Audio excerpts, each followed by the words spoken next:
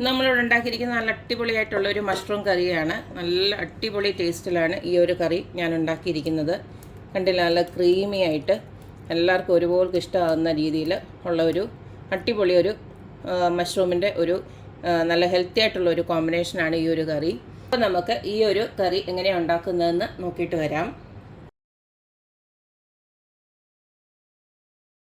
നമ്മുടെ Afghani style mushroom കറി ഉണ്ടാക്കാനായിട്ട് ഇതുപോൾക്ക് mushrooms ആണ്. ഇതുപോലുള്ള 250 ഗ്രാം മഷ്റൂം ഇതുപോലൊക്കെ ഞാൻ കട്ട് ചെയ്ത് വെച്ചിട്ടുണ്ട്.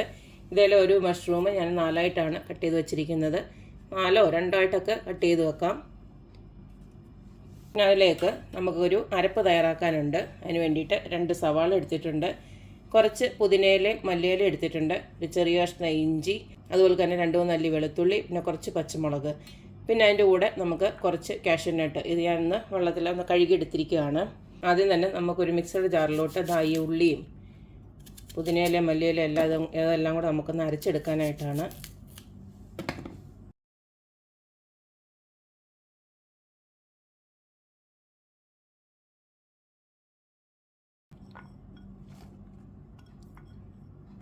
ഇതിലേക്ക് നമുക്ക് കുറച്ച് തൈരൂടെ ഒന്ന് ആഡ് ചെയ്ത് കൊടുക്കാം. അതിലേക്ക് ഒരു 2 സ്പൂണ് ഫ്രഷ് ക്രീം കൂടെ ഞാൻ ആഡ് ചെയ്ത് കൊടുക്കുകയാണ്.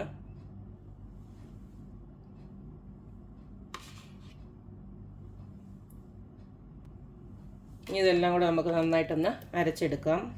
അപ്പോൾ ഈ ഒരു രീതിയിൽ അരച്ചെടുത്തിട്ടുണ്ട്. ഇതിനകത്ത് എക്സ്ട്രാ വെള്ളമൊന്നും ഒഴിച്ചു കൊടുക്കണ്ട, നമ്മൾ ആ തൈരൊക്കെ ഒഴിച്ചു കൊടുത്തതിനാണ് ആ ഒരു ഇതിൽ അരഞ്ഞു കിട്ടിക്കോളും.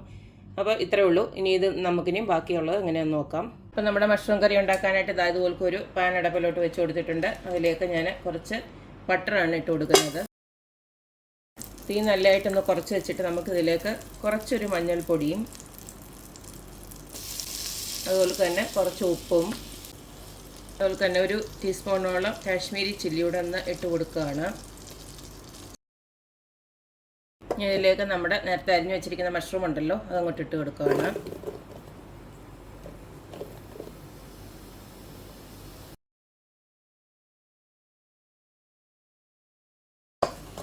നമ്മൾ പ്രത്യേകിച്ച് വെള്ളമൊന്നും ഒഴിച്ചു കൊടുത്തില്ല. എന്നിട്ട് മഷ്റൂമിനകത്തൊന്ന് വെള്ളം ഇറങ്ങിയത് കണ്ടോ, ഇതൊന്ന് വറ്റിച്ചെടുക്കണം. കാരണം ഈ മഷ്റൂമിനകത്ത് നമുക്കൊന്ന് എരിവും ഉപ്പും ഒക്കെ ഒന്ന് പിടിക്കാൻ വേണ്ടിയിട്ടാണ് ഇങ്ങനെ ഒന്ന് ചെയ്തത്. അപ്പം ആ മഷ്റൂമിൻ്റെ വെള്ളമൊക്കെ നല്ലതായിട്ട് ഇതുപോലൊക്കൊന്ന് ശരിക്കും പറഞ്ഞാൽ കുക്കായി വന്നിട്ടുണ്ട്. ഇനി നമുക്ക് ഇതൊരു വേറെ പാത്രത്തിലോട്ടൊന്ന് മാറ്റി വെക്കാം.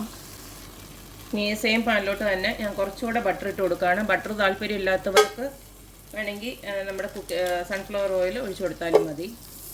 ഇനി ഇതിലേക്ക് ഒരു ചെറിയ നമ്മുടെ ബേ ലീഫ് ഉണ്ടല്ലോ, ആ ബേ ലീഫ്, ഒരു ചെറിയ കഷ്ണം പട്ട, ഗ്രാമ്പു, ഏലക്ക, അതുപോലെ തന്നെ 5-6 കുരുമുളക് കൂടെ ഇട്ട് കൊടുക്കുകയാണ്. അപ്പം നമ്മളിട്ട് കൊടുത്ത എല്ലാം ചെറുതായിട്ടൊന്ന് മൂത്ത് വരുന്നുണ്ടേ നമ്മൾ അരച്ച് വെച്ചിരിക്കുന്നുണ്ടല്ലോ, അരച്ച് വെച്ചിരിക്കുന്നത് ഇതിനകത്തോട്ടം ഒഴിച്ചു കൊടുക്കാം.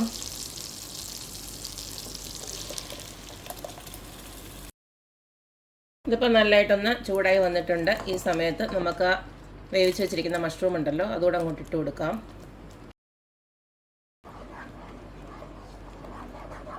നമ്മൾ മഷ്റൂമിനകത്ത് ഉപ്പിട്ടുകൊണ്ട് ഈ സമയം വേണം ഉപ്പൊന്ന് നോക്കിയിട്ട് വേണമെന്ന് വെച്ച് കഴിഞ്ഞാൽ ഇട്ട് കൊടുക്കാനായിട്ട്. ഉപ്പ് കുറവാണ്, അപ്പോൾ ഞാൻ ഇച്ചിരി ഉപ്പൂടെ ഇട്ട് കൊടുക്കുകയാണ്, ഒരു 1/2 ടീസ്പൂണോളം. ഇതിലേക്ക് നമുക്ക് കുറച്ച് കസൂരി മേത്തി ഇതുപോലൊക്കെ പൊടിച്ചങ്ങ് ഇട്ട് കൊടുക്കണം.